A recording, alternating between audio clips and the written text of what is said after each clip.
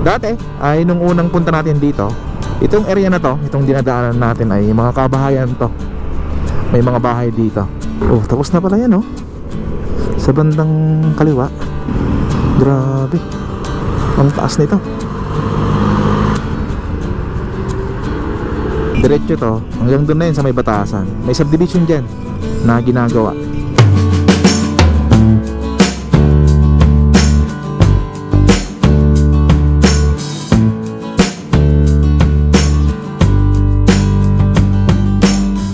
Good morning guys, nasa Katipunan Avenue tayo ngayon. Yan, nasarapan na natin. And then, ngayong araw ay mag-update tayo dito sa Katipunan Avenue Extension naman. Dito sa may bandang H. Ventura. Yan, kakanan tayo dyan. So, tingnan natin yung mga pagbabago dyan. Pababa dun sa mga dinedemolish na bahay kung ano na yung sitwasyon dun.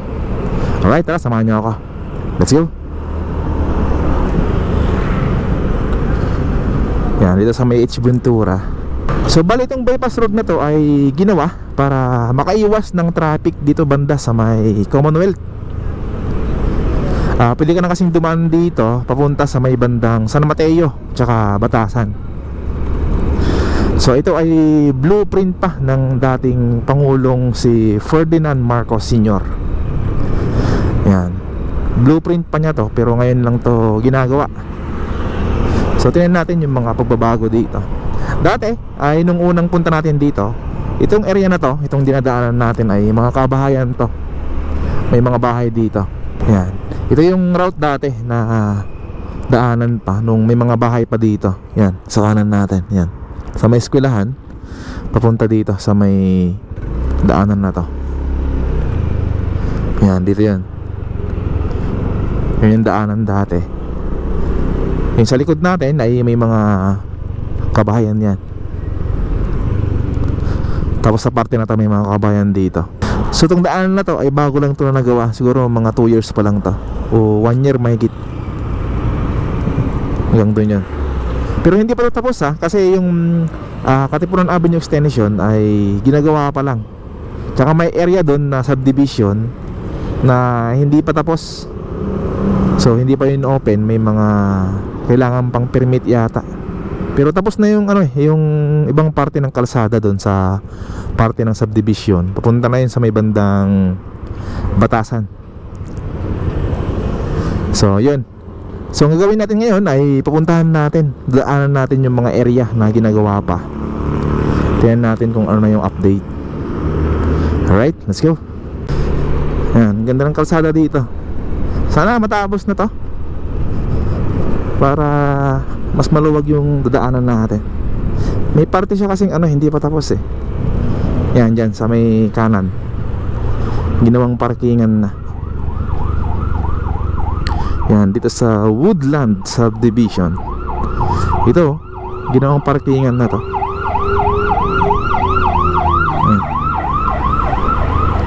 Yan, dami dyan mga sakyan. So ito yung tinatawag nilang Mini Cannon Road. Dati mayroon dyan paikot, parang spiral dyan sa bandang kanan natin. Yan, medyo mataas to. Yan o, the Mini Cannon Road. O diba? Oh, tapos na pala yan sa bandang kaliwa. Ito yung bandang dati, yung Mini Cannon Road. Diba? Paikot yan.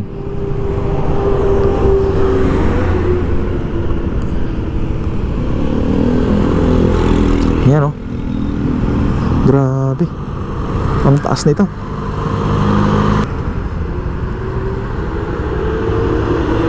Nasa siguro to 15 to 20 feet. So yan na yung bagong kalsada. Pag natapos yan, hindi ko lang alam kung sasaraduhan na to itong luma o i-renovate. So tingnan natin in the future pag natapos to kalsada na yan. Yan, dito yan bababa o tatagos. Yan diyan sa may creek na yan. Ganda So sana ay matapos agad to. para lumuwag naman yung kalsada dito. So pwede rin siyang gawing ano, yan yung paakyat lang, wala nang sasalubong dyan. Ito na yung ano, papunta dito sa may bandang Marikina, itong sa baba. So pwede rin ganun yung mangyayari para mas maluwag yung daanan. So we'll see, tignan natin in the future kung ano yung magiging ano dito gagawin nila. Let's go. Ito yung ano, tatamaan ng kalsada. Ito, dito sa bandang tulay na to. Itong bahay na to, Tibag na. Yan dito. Didiretso yan sa may Katipunan Avenue Extension.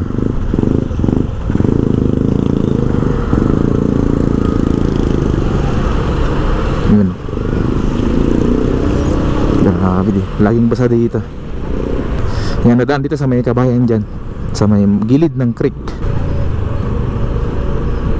Yan, bang natamaan din tong mga to. Ayun o, meron na. May mga demolish na. Pero nakikita ko dito, parang hindi ito, pinupokus eh. Paunti-unti yung mga dinidemolish dito. Siguro yung mga bahay na nakatayo pa ay hindi pa nababayaran. Pwedeng ganon. Kasi yung babayaran naman dyan, yung may mga titulo lang.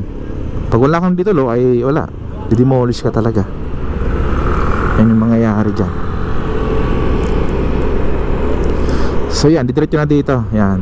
Pag tagos mo doon, yan na yung Katipunan Avenue Extension. Yan, pag kaliwa mo dito, diretso na to hanggang sa Batasan. Pag na-open na yung ano dyan, sa may subdivision. Kasi mayroon pang dadaan ng ano dyan subdivision na sarado. Sarado pa sa publiko. Yan, diretso lang to. Yan. Ganda ng kalsada dito, no? Parang nasa ano ka, Baguio. Grabe oh. Kala mo mga fine trees tong mga to. Oh, sarap ng hangin pa. Refreshing. Malapit kasi sa ano to, ilog. So bali itong ginagawa nilang bypass road na papuntang Batasan ay may haba na mahigit 3 kilometers. Yan, ito yung tatagusin nyo. Yan, diretso yan.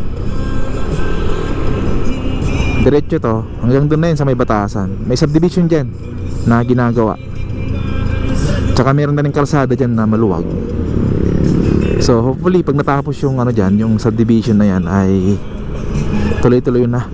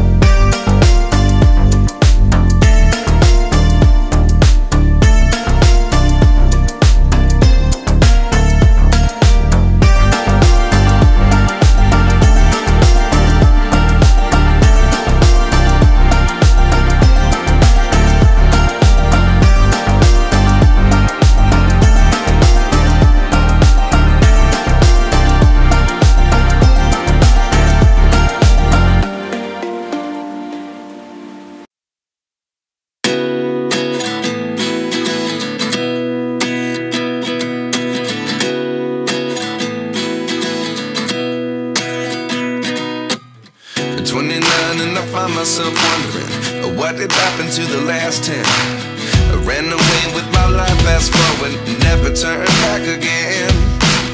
It's kind of funny that the more we pass time, the more we need to set them rewind. And 19 was the year I had to leave you, but now I'm seeing all the signs. Is this really happening? I can't believe it's true. I'm just as surprised as you. Is this really happening? I can't be too sure, but one day I'll be yours again.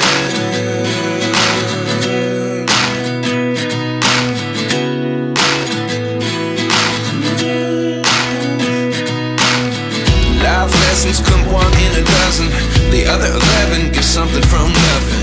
I sit here looking for an answer. Maybe the biggest question was in the last chapter. You gave me the soul I have today. Without you I never could have moved away. But now I see what you teach. I do believe I always should have stayed. Yeah.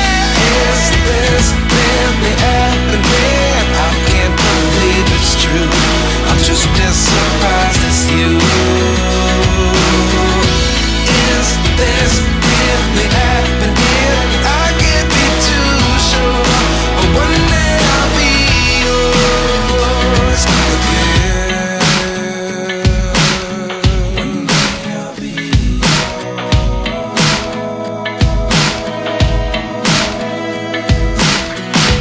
One day I'll be yours. I'll be yours.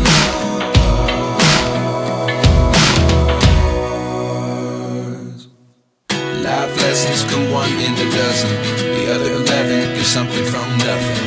Life lessons come one in a dozen, the other 11 give something from nothing. Life lessons come one in a dozen, the other 11 give something from nothing. Life changes just open the door. One thing's certain, I'll always be yours.